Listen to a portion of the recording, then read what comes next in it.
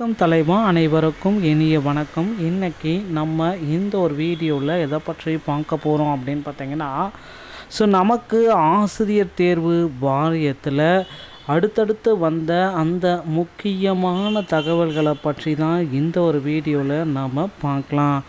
ஆசிரியர் தேர்வு வாரியத்தில் நீங்கள் எல்லாருமே எதிர்பார்த்த அந்த ஒரு அறிவிப்பு விரைவில் வர இருக்குது.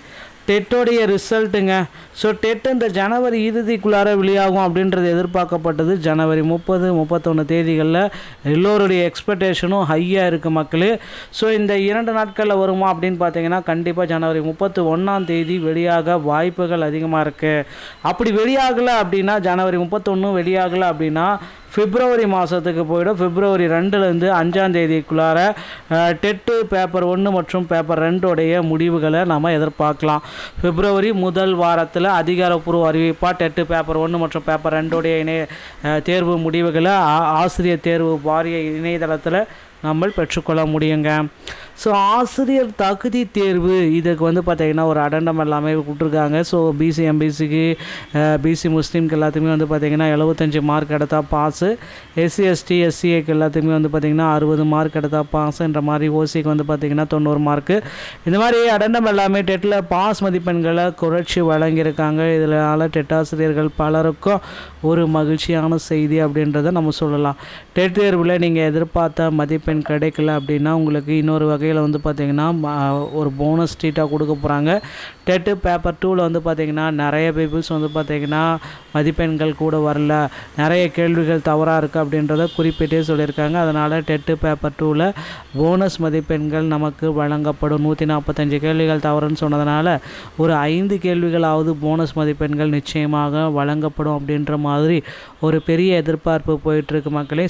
எல்லோருடைய எதிர்பார்ப்பும் ஃபில் பண்ணுற மாதிரி டெட்டில் போனஸ் மதிப்பெண்கள் நமக்கு வழங்க போகிறாங்க. 3லிருந்து 5 மதிப்பெண்கள் போனஸ் மதிப்பெண்களாக வழங்கப்படும் அப்படின்றது எதிர்பார்க்கலாம்.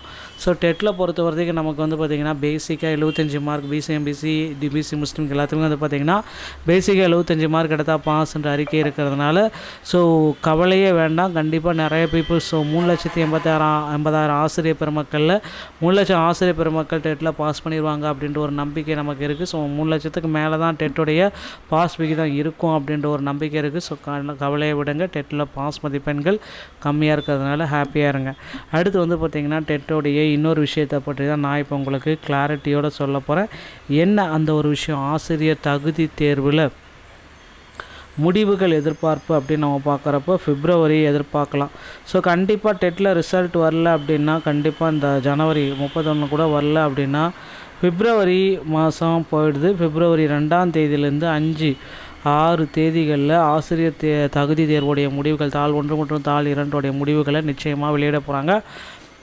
அதுவும் முடியல அப்படின்னா பார்த்திங்கன்னா கண்டிப்பாக தேர்தல் தேதி வந்துடும். அதுக்கப்புறம் ரிசல்ட் வெளியீட்டில் கொஞ்சம் கால தாமதங்கள் ஏற்படும். ரிசல்ட் மட்டுமே கிடையாது, வாழ்நாள் முழுவதும் செல்லுபடி ஆகக்கூடிய அந்த டெட் சர்டிஃபிகேட்.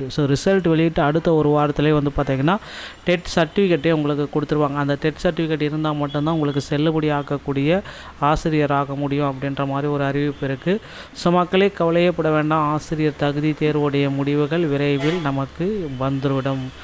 பாஸ் மதிப்பெண்களும் குறைச்சது மகிழ்ச்சியாக இருங்க. போனஸ் மதிப்பெண்ணும் உங்களுக்கு நிச்சயமாக போட போகிறாங்க. பொறுத்து தான் பார்க்கலாம். டிஆர்பியில் இந்த தகவல்கள் அனைத்துமே ரொம்ப ரொம்ப மகிழ்ச்சி அளிக்கக்கூடிய செய்தியாக இருக்கும் அப்படின்றத நான் உங்களுக்கு அடிக்கடி சொல்கிறேன். மீண்டும் ஒரு நல்ல தகவலோடு நான் உங்களை சந்திக்கிறேன். நன்றி, வணக்கம், தேங்க்யூ.